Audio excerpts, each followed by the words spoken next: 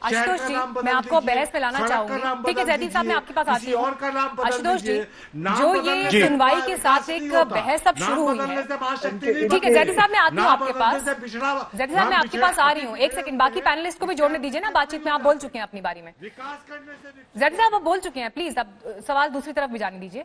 आशुतोष जी, जो वैचारिक मंथन की अब बात हो रही है, इंडिया दैट इज भारत, ये संविधान के पहले ही अनुच्छेद में लिखा हुआ है, लेकिन अब साल 2020 में इस याचिका के साथ एक नई बहस छिड़ रही है।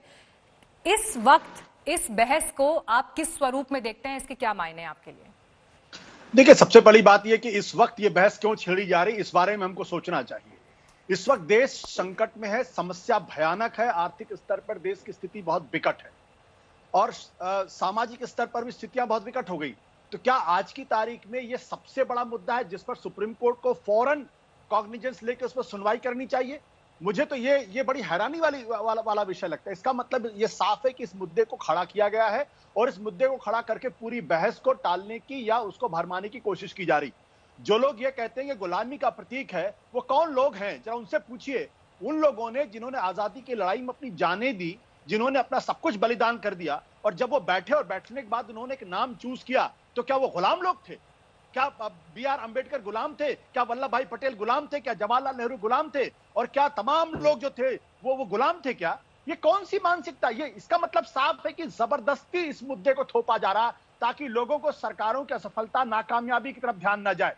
वो जो हजारों लाखों लोग जो पिछले 2.5 महीने से पैदल चलते हुए चले गए, जिनको देखकर मानवता कराह उठी है, उसकी तरफ किसी का ध्यान नहीं है वहां पर। और मैं पूरे अदब के साथ कहना चाहता हूं, सुप्रीम कोर्ट को आज की तारीख में जिन चीजों का कॉग्निजेंस लेना चाहिए, उन चीजों का कॉग्निजेंस नहीं ले रही है, और वो इंडिया बनाम भारत के नाम पे कॉग्निजेंस लेती है। तो जो लोग ये सवाल खड़ा करें, मैं उनसे पूछना चाहता हूं, ये हिंदू शब्द क्या है? क्या हिंदू शब्द गुलामी का प्रतीक नहीं है? ये हिंदू शब्द हिंदी में नहीं है, ये हिंदू शब्द पर्शिया से आया हुआ है। तो फिर आप हिंदू शब्द को भी बदल दीजिए। मैं आरएसएस, बीजेपी से रिक्वेस्ट करूंगा कि वो कृपया अपने आप को हिंदू और हिंदुस्तान कहलाना बंद कर दें, क्योंकि ये हिंदुस्तानी शब्द नहीं है, ये पर्शियन शब्द है, ये वहां से आया हुआ है। तो मैं बार बार कहना चाहता हूं, इस तरीके के मुद्दों को उठा के देश की जो मौजूदा स्थिति है, जो सामूहिक विवेक है, उसके ऊपर पर्दा डालने की कोशिश की जा रही है।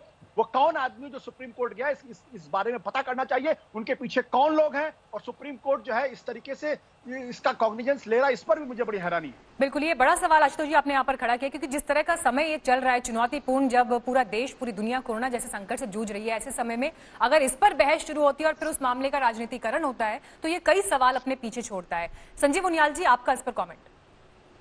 देखिए, मैं 2-3 बातें कहूंगा। पहली बात तो ये पेटिशन जो आर्टिकल 1 के अंतर्गत जो है अमेंडमेंट के लिए गया है, ये 25 फरवरी को पेटिशन डाला गया था। इसका कोविड-19 सिचुएशन से कोई ताल्लुका दूर दूर तक नहीं है। और नहीं, वो सवाल ये उठा रहे हैं कि सुप्रीम कोर्ट ने भी तो कॉग्निजेंस लिया ना इस मामले का।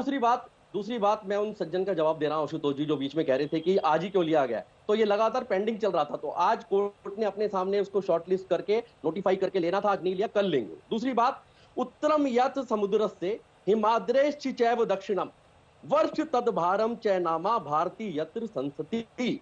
आप देखिए कि हिस्टोरिकल फैक्ट्स के साथ हजारों एग्जाम्पल्स ऐसे हैं जो कि 10,000 12,000 साल पहले चित्रित हैं। जम्बू द्वीपे भरत खंडे आर्यवर्ते एक दिशांतर गते पुण्य पुत्रे कलियुत्रे काली प्रथम चरणे। इस तरह की जो लगातार बातें उत्तर से लेके दक्षिण तक का सारा समूह, आज सिंधु पर्यंतम यस्य भारत भूमिका, जो पूरा एक सिंधु से उत्तर से शुरू होता है और पश्चिम तक सिंधु समुद्र के बीच का सारा भूस्थल है, वो भारतवर्ष है। और जब आर्टिकल 1 1949 में आया गया, लेकिन जब जो ये केस है, याचिका है, वो कोर्ट में है और सुनवाई इस पर कल होनी है। लंबी इंतजार हमें करना होगा उनियाल जी, हमें इंतजार करना होगा, क्योंकि कल एक सेकंड और दीजिए मुझे। मैं सिर्फ ये कह रहा हूं कि 1949 में जब ये बिल आया, उस टाइम बहुत लंबी बहस चली और कामत ने लाखों एग्जांपल्स दिए, हजारों एग्जांपल दिए। उसमें एक बार भारत